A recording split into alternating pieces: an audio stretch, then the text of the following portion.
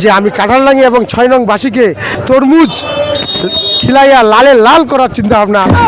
আঙ্গুর আঙ্গুর এই ঠিক আছে, এই যে আমার পক্ষ থেকে রেজওয়ানকে এই, এক থোকা আঙ্গুর দেওয়া হলো। আলহামদুলিল্লাহ অনেক ভালো লাগছে ফলের দোকানে এসে। জি, ফল খাবেন, সুস্থ থাকবেন। তো নুরজামান ভাই, কি কি আপনার দোকানে ফল পাওয়া যায় এবং ক্রেতারা কেমন করে আসবে? আসলে আমি তো কাঁঠালডাঙ্গির বাজারের খুব পুরাতন একজন দোকানদার। আমার বাবা এই বাজারের 11 নম্বর দোকানদার, আমি তারই ছেলে।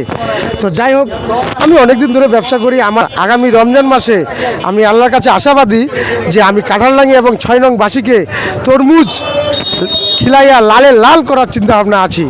আর এই অনেক দিন পরে রেজাউনের সঙ্গে আমার কাঁঠালডাঙ্গি বাজারে আমার দোকানে দেখা। তো রেজাউন খুব ভালো ছেলে, খুব সাদা মনের ছেলে, একটা ছোট ছেলে, ছোট ভাই, আমাদের ছোট ভাই ভাতিজা আপনাদের সকলেরই।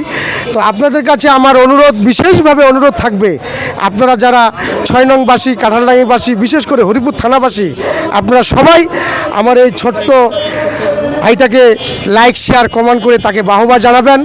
তো রেজওয়ান, তোমার পছন্দ কি বলো?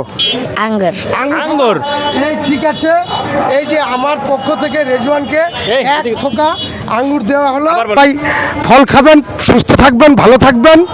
250 টাকা কেজি, কেনু কমলা পাবেন 220 টাকা কেজি, চায়না কমলা পাবেন 320 টাকা, 300 টাকা কেজি। হ্যাঁ, এই চায়না কমলা এটা 320-300 টাকা পাওয়া যাবে। এটা 250 টাকা কেজি, এটা 220 টাকা কেজি। আঙ্গুর পাবেন 450 টাকা কেজি।